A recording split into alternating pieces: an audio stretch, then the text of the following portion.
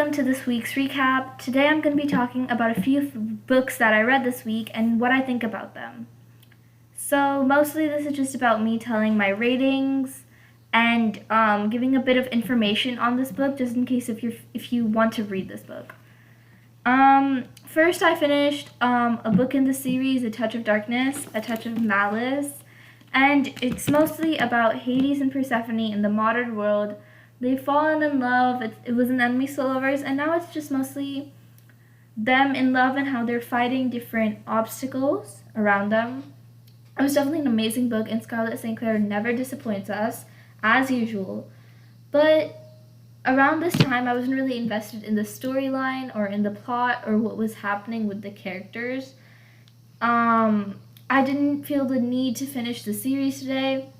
There was one time when one of the characters died, spoiler alert, and at that time I felt sad, I wanted to cry, I wanted to break down, but now around, like, I didn't really feel intrigued, I wasn't emotionally connected to the book, and that's why I ultimately gave this a 4 stars, not a 5, but if it would have been more, if there would have been more intrigue in there, a bit more, like, stuff happening, I would have definitely gave it a 5.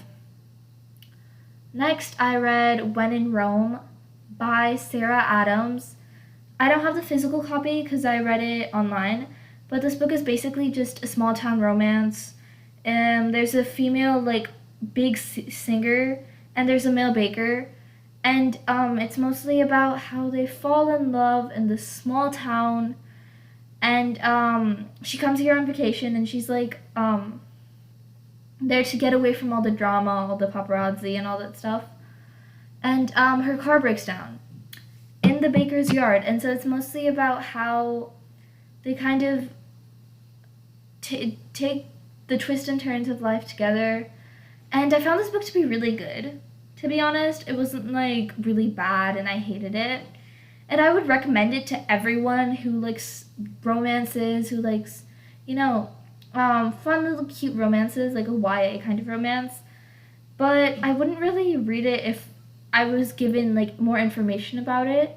I kind of just went in there head first. All I knew was that it was a romance, and that's all I knew about it. There was no other information to the book. So I wasn't really attached to this book and what was happening in the storyline. So that's why I gave it a 3.5, but yeah.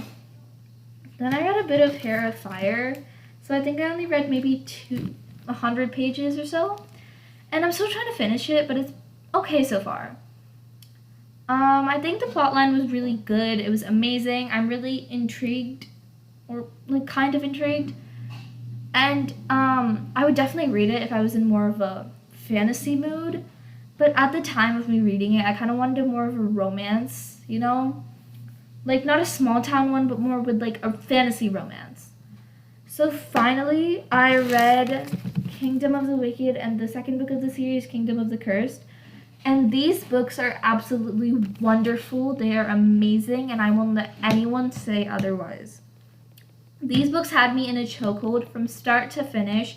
I was trying to binge read these in one day. I gave the first one a 5 stars, and then the second one a 6 stars.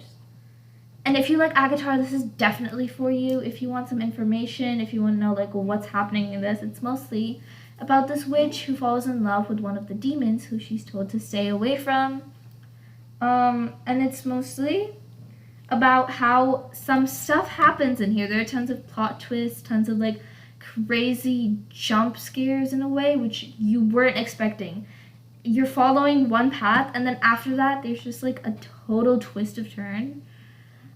It's amazing. I cannot explain this without spoiling it, and I do not want to spoil it for anyone. So if y'all have ever read these books, do tell me what you thought in the comments. And this is me signing off.